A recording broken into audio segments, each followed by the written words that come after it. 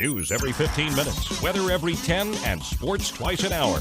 Newstalk, KGVO, AM 1290 and 101.5 FM. You're listening to Montana Morning with Peter Christian. A fatal crash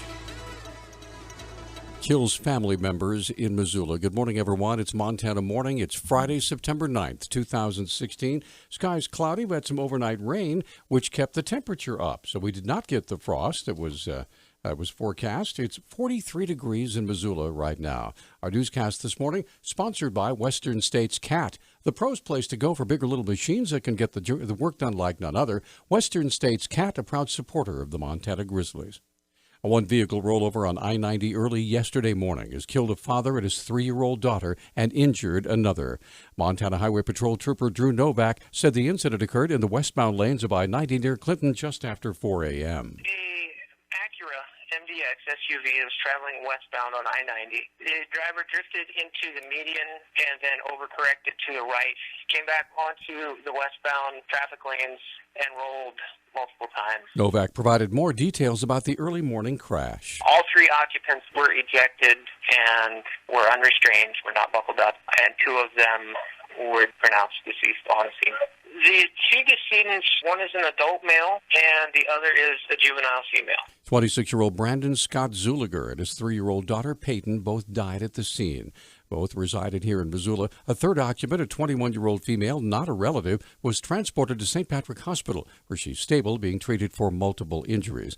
Novak said the matter of whether alcohol and or speed were factors in the crash, which closed the westbound lanes of I-90 for several hours, is still under investigation.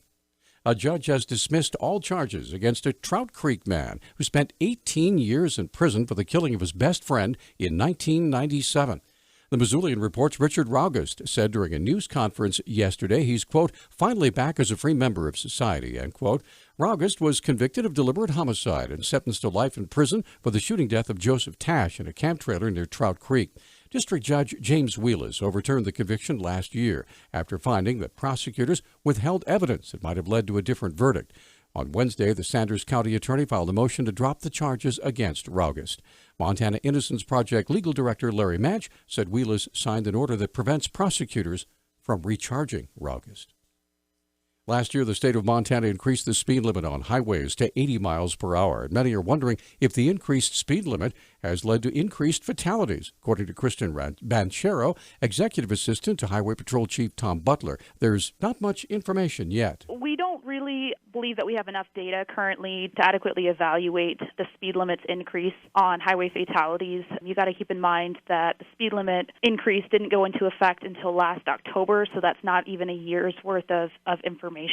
So we're kind of reserving judgment until we have more information and more time's passed. Interestingly, the number of fatalities this year has actually decreased, but just slightly. As of Tuesday, we're at 138 fatalities year to date. Last year, the same time last year, we were at 151 fatalities.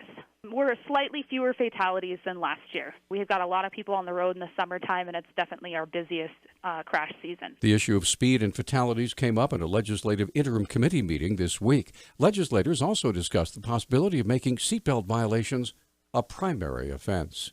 State fisheries biologists plan to test fish in the Missouri at Smith Rivers for a parasite that killed thousands of fish and led to the temporary closure of the Yellowstone River. Fish, Wildlife, and Parks Fisheries Manager Grant Gryzak told the Great Falls Tribune the testing is precautionary. Beginning this week, FWP plans to collect 10 whitefish and 10 rainbow trout from each river.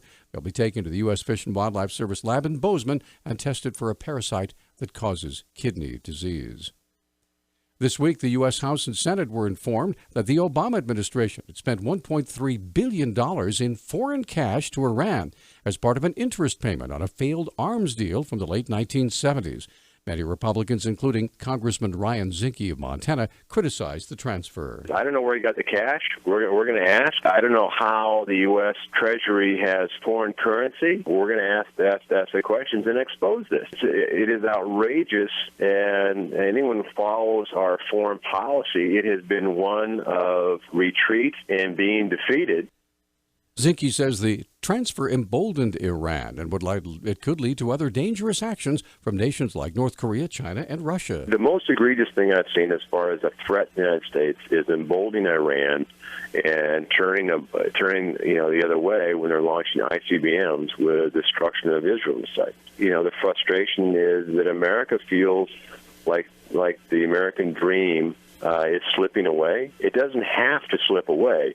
We have to take a stand and make sure that we hold our elected officials accountable. That's me, too. When asked why Congress didn't learn about the transfer until just this week, Zinke blamed Senate and House Democrats for giving too much power to the executive branch. He said that Congress needs to be brought back to an equal footing with other branches of government. A U.S. House committee has advanced 2 bills by Zinke as his Democratic opponent, Zinke Juneau, takes aim at the first-term congressman with a proposal of her own. The House Natural Resources Committee yesterday backed legislation that would grant federal recognition to the Little Shell Band of Chippewa Cree Indians. The committee also endorsed a Zinke bill that would end a moratorium on federal coal leases in 2019. Juneau said if she's elected, she'd introduce a bill requiring that staffers for independent expenditure committees, also known as super PACs, wait 2 years before applying to work for a member of Congress. Zinke's chief of staff was the treasurer of the Special Operations for America PAC that Zinke founded in 2010. As of this week, University of Montana President Royce Ingstrom will make the decisions as to where and when alcohol will be served at the Payne Family Native American Center on campus. In June, the Missoula Urban Indian Health Center asked UM officials and the Board of Regents to ban alcohol from the center. Communications Director with the President's Office, Paula Short, explains. The President will be approving all requests for catered events which are going to serve alcohol in the Payne Family Native American Center, and he will be approving those prior to the event. So on one hand, it's certainly mitigating with the scheduling, but also a higher level of consideration with the President himself seeing to those requests where alcohol will be served. Short said despite the objections by some organizations and individuals, alcohol will not be banned altogether in the Payne Center. There are certainly many organizations and groups that love the Payne Family Native American Center, very proud of that facility on the campus, and would like to use the facility occasionally as well, and there might be situations where serving alcohol would be appropriate or would be acceptable in that facility. The issue arose during a conference entitled Walking Well with Historical Trauma, and a letter was sent to the Native American Studies Department and the Board of Regents on May 10th. An adult male grizzly bear was struck and killed by a semi on Montana Highway 83 near Condon. Fish, Wildlife, and Parks officials say the truck driver reported the collision just after 6 o'clock Tuesday morning.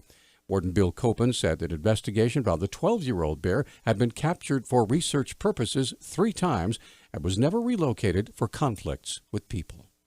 Our News Talk time is 6:12. Newstalk, KGVO. Missoula's official weather station. Ample sunshine today with our temperatures warming into the upper 60s to close to the 70-degree mark. Mostly clear tonight with our lows in the mid to upper 30s. Sunshine, high near 80 on Saturday. I'm meteorologist Brooke Foster for Missoula's KECI 13.